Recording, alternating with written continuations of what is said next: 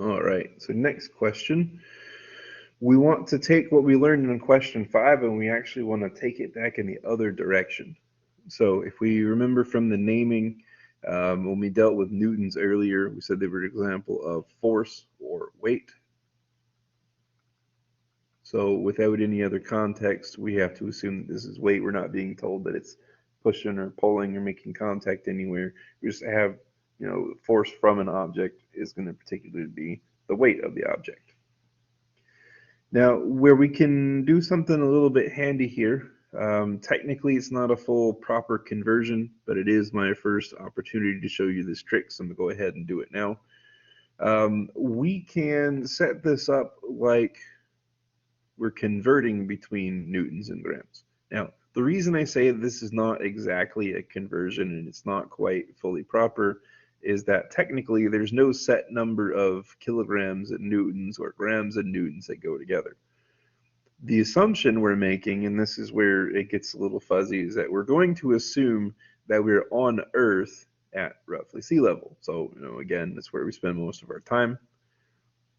We can say that, on Earth at roughly sea level, because of gravity, that 1 kilogram will turn into 9.8 newtons.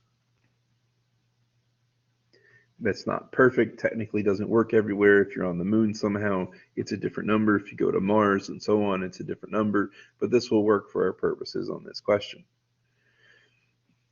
Where we have to be careful is that we want an answer in grams, and this is actually not going to get us there, at least not in one step. And so what we can do then is we can chain these together, and in some questions that will be our main option where we'll have to do 2, 3, 4 conversions.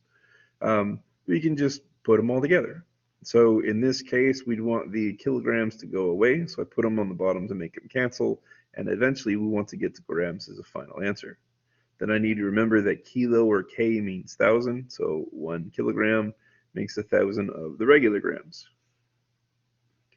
Then from here, I can see, okay, well, newtons and newtons will cancel, kilograms and kilograms will cancel. I've got grams left over, which was exactly what I wanted to see.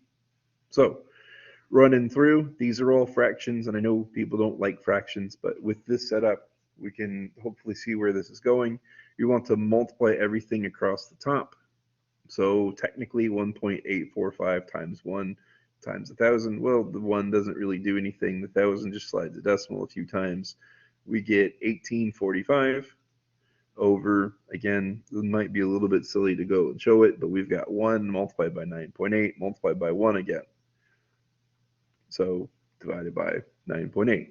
The only units that survived from all of this were grams, which is great. That's what we want to see.